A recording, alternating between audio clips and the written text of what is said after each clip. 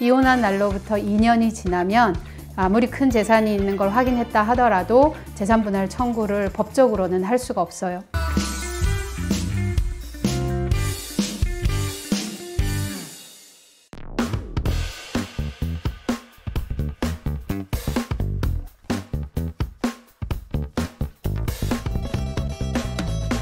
이혼을 하고 나서 그 후에 배우자가, 그러니까 전 남편이 뭔가 적극적으로 경제활동을 해서 재산을 취득했다라고 하면 그건 재산분할 대상으로 주장할 수 없거든요.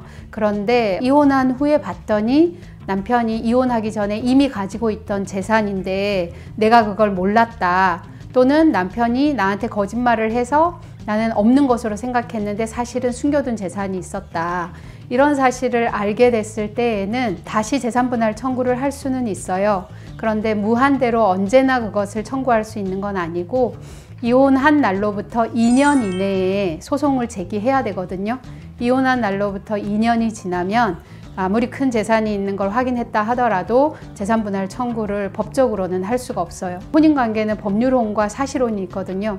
혼인신고에 의한 법률혼 같은 경우에는 이혼한 날이라고 하는 것은 이혼 판결이 확정된 날이 되겠죠. 소송을 통해서 이혼했을 경우에는, 그리고 협의이혼을 했을 경우에는 협의이혼에 의해서 신고한 날 를 기준으로 하면 될 테고요. 이렇게 해서 확정이 된 때로부터 2년 이내에는 소송을 제기해야 합니다. 사실혼으로 살다가 헤어질 때도 우리 법에서는 재산분할 청구를 인정을 해주고 있거든요. 판례는 사실혼에 있어서 이혼한 날이라고 하는 것은 공동으로 생활하는 그 관계가 끝난 날, 해소된 날로 보고 있거든요. 그래서 같이 살다가 어느 한 사람이 이제 너랑 안 살 거야 라고 해서 짐 싸가지고 나가버렸다 라고 하면은 그때로부터 2년 이내에 재산분할 청구를 해야 한다, 이렇게 이해를 하시면 될 것 같고요. 지금 이런 재산분할 청구와 관련해서 숨겨놓은 재산, 내가 미처 파악하지 못한 재산을 이혼 판결이 난 이후에도 2년 이내에는 제기할 수 있다, 이렇게 규정은 하고 있지만 사실은 가장 좋은 방법은 이혼 소송을 할 때 배우자 명의의 재산,